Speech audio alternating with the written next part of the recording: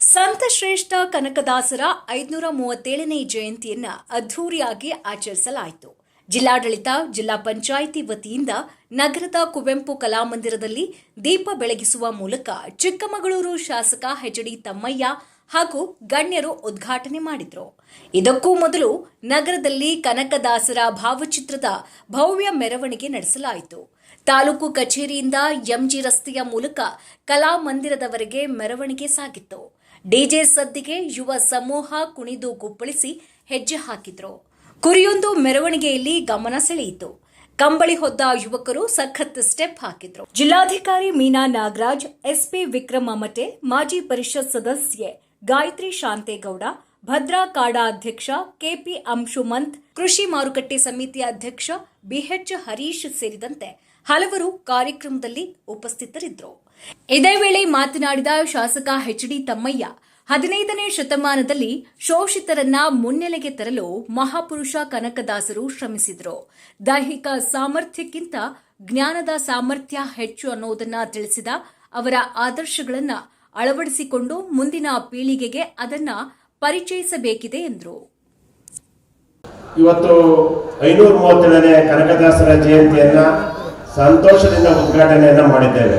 ಕಾರಣ ಯಾಕೆ ಅಂತ ಹೇಳಿದ್ರೆ, ಏನು ಮಹಾಪುರುಷರು ಅಂತ ನಾವು ಕರಿತೇವೆ, ಬುದ್ಧ, ಬಸವ, ಅಂಬೇಡ್ಕರ್, ಭಕ್ತ ಕನಕದಾಸ ಇರ್ಬೋದು, ಇವರೆಲ್ಲ ಒಂದು ಮಹಾಪುರುಷರು. ಇವರನ್ನ ಯಾವುದೇ ಒಂದು ವರ್ಗಕ್ಕೆ ಸೀಮಿತಗೊಳಿಸದೆ ಇವರ ಜಯಂತಿಗಳನ್ನ ಎಲ್ಲರೂ ಸೇರಿ ಮಾಡಬೇಕಾದ್ದು ನಮ್ಮ ಆದ್ಯ ಕರ್ತವ್ಯ. ಯಾಕೆ ಅಂತ ಹೇಳಿದ್ರೆ, ಇವರು ಮಹಾಪುರುಷರು ಏನಿದ್ದಾರೆ ಇವರೆಲ್ಲರದು ವಿಚಾರಧಾರೆ ಒಂದೇ. ಅವರ ಇತಿಹಾಸವನ್ನ ಓದಿದಾಗ ಇವರೆಲ್ಲರ ವಿಚಾರಧಾರೆ ಏನು ಅಂತ ಹೇಳಿದ್ರೆ, ಏನು ಒಬ್ರು 12ನೇ ಶತಮಾನದಲ್ಲಿ, ಒಬ್ರು 15ನೇ ಶತಮಾನದಲ್ಲಿ, ಒಬ್ರು 19ನೇ ಶತಮಾನದಲ್ಲಿ ಇದ್ರು ಅವರು ಶೋಷಿತ ವರ್ಗದವರನ್ನ ಸಮಾಜದ ಮುನ್ನೆಲೆಗೆ ತರಬೇಕು ಅನ್ನುವ ಉದ್ದೇಶ ಇಟ್ಕೊಂಡು ಇವರೆಲ್ಲ ಹೋರಾಟ ಮಾಡಿದ್ರಿಂದ ಇವತ್ತೂ ಸಹ ಭಕ್ತ ಶ್ರೇಷ್ಠ ಕನಕದಾಸರು ಎಲ್ಲರೂ ಮಹಾಪುರುಷರಾಗಿದ್ದಾರೆ ಅಂತ ಈ ಸಂದರ್ಭದಲ್ಲಿ ಹೇಳಲಿಕ್ಕೆ ಬಯಸ್ತಾ ಇದ್ದೀವಿ. ಹಾವೇರಿ ಜಿಲ್ಲೆಯ ಬಾಡ ಗ್ರಾಮದ ಬೀರಪ್ಪ ದಂಪತಿಗಳಿಗೆ 15ನೇ ಶತಮಾನದಲ್ಲಿ ಅವರಿಗೆ ಮಕ್ಕಳಾಗಿರೋದಿಲ್ಲ. ಅಂತ ಸಂದರ್ಭದಲ್ಲಿ ಅವರು ತಿರುಪತಿ ತಿಮ್ಮಪ್ಪನ ದರ್ಶನ ಮಾಡಿ ಅಡಕೆ ಮಾಡಿದಾಗ ಹುಟ್ಟಿದಂತ ಮಗುವೆ, ಗಂಡು ಮಗುವೆ ಶ್ರೀ ಕನಕದಾಸ ಅಂತ ಈ ಸಂದರ್ಭದಲ್ಲಿ ಹೇಳಲಿಕ್ಕೆ ಬಯಸ್ತಾ ಇದ್ದೇನೆ. ಬಹುಶಃ ಇದರ ಇನ್ನೂ ವಿವರವಾಗಿ ಉಪನ್ಯಾಸ ನೀಡಲು ಹೇಳ್ತಾರೆ. ಅವರು ತಿಮ್ಮಪ್ಪನ ಹರಕೆಯಿಂದ ಹುಟ್ಟಿದ ಮಗುಗೆ ತಿಮ್ಮಪ್ಪ ನಾಯಕ ಅನ್ನೋ ಹೆಸರನ್ನ ಇಟ್ಟು ಅವರ ತಂದೆ ತಾಯಿ ಬೆಳೆಸ್ತಾರೆ. ವಿಜಯನಗರದ ಒಂದು ಕಾಲದಲ್ಲಿ ಏನು ಬಾಡ ಇದೆ, ಅಲ್ಲಿನ ಒಂದು ಜಿಲ್ಲೆಯ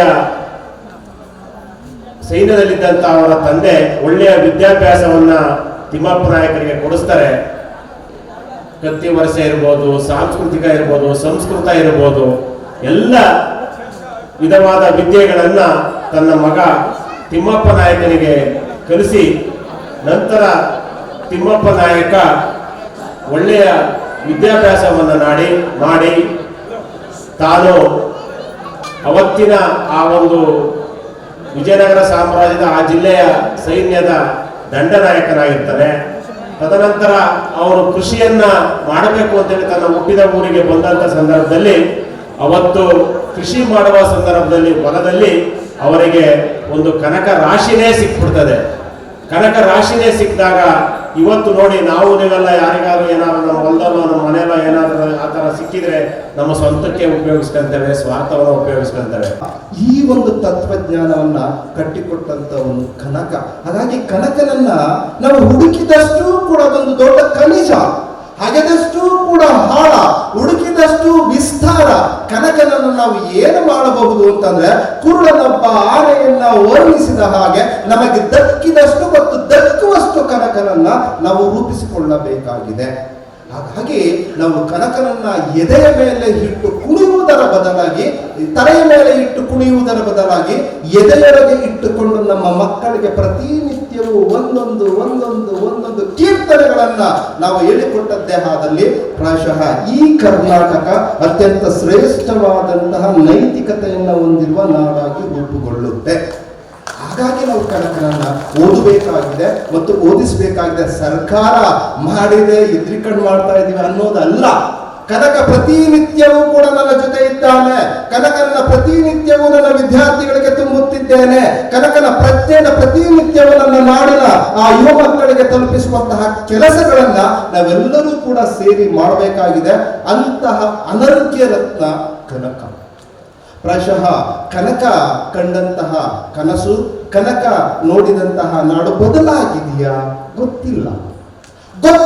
ಅದು ಉತ್ತರ ಕೊಡ್ಲಿಕ್ಕಾಗಲ್ಲ. ಯಾಕೆ ಹಿಂಗಾಗಿದ್ದೇವೆ ನಾವು? ಕನಕನಂತಹ ದಾರ್ಶನಿಕ ಪ್ರಾಯಶಃ ಬೇಕಾಗಿಲ್ಲ. ಭಾರತದ ಯಾವ ಭಾಗದಲ್ಲಿಯೂ ಇಂತಹ ದಾರ್ಶನಿಕ ಹುಟ್ಟಿಲ್ಲ. ಆದ್ರೂ ನಾವು ಬದಲಾಗಿಲ್ಲ. ದೋಷ ಯಾರದ್ದು? ಈ ದೋಷಗಳನ್ನು ತಿದ್ದಿಕೊಳ್ಳುವಂತಹದ್ದು ಪ್ರಾಯಶಃ ಈ ಜಯಂತಿಗಳಲ್ಲಿ ಆಗಬೇಕು. ಹಾಗಾಗಿಯೇ ಸವಿತಾ ನಾಗಭೂಷಣ ಅಂತ ಒಬ್ಬ ಕವಿತೆ, ಒಂದು ಬಹಳ ಅದ್ಭುತವಾದಂತಹ ಕವಿತೆಯನ್ನು ಅವರ ಹತ್ರ ಪೂರ್ತಿ ಓದೋದಿಲ್ಲ, ಸ್ವಲ್ಪ ಅದನ್ನ ಓದಿ ನನ್ನ ಮಾತುಗಳನ್ನ ಮುಗಿಸ್ತಾನೆ. ಸವಿತಾ ನಾಗಭೂಷಣ್ ಕನಕ ಕೃಷ್ಣ. ಬಹಳ ಸರಳವಾದಂತಹ ಪದ್ಯ. ಕನಕ ಕುರಿ ಕಾಯುತ್ತಿದ್ದ, ಕೃಷ್ಣ ದನ ಮೇಯಿಸುತ್ತಿದ್ದ. ಕನಕ ಕುರಿ ಕಾಯುತ್ತಿದ್ದ, ಕೃಷ್ಣ